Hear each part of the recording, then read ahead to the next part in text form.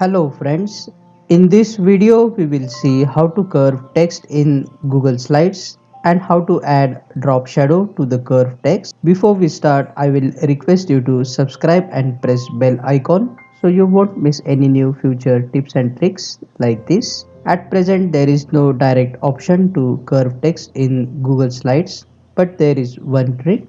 To curve the text, go to this website and you will see this interface. In the first option, select the font of your choice and in the next box, enter the text you want to curve.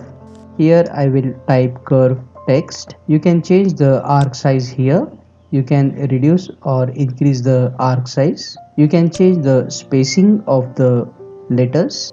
After that, move this text near to the top margin and decrease the space height so that the text is exactly between the top margin and bottom margin.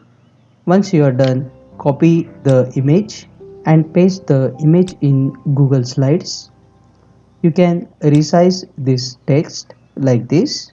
To drop shadow to this curved text, click on the curved text, then go to the format option and here you will see the option drop shadow.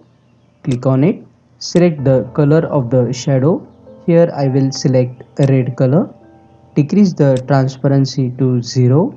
You can change the angle of the shadow like this. I will increase the angle of the shadow. You can increase the distance of the shadow like this as per your need, and you can also change the blur radius like this. Once you are done, just close this format option and your curved text is ready. If this video solved your problem, please subscribe and don't forget to check out these useful videos to know more about Google Docs and Google Slides.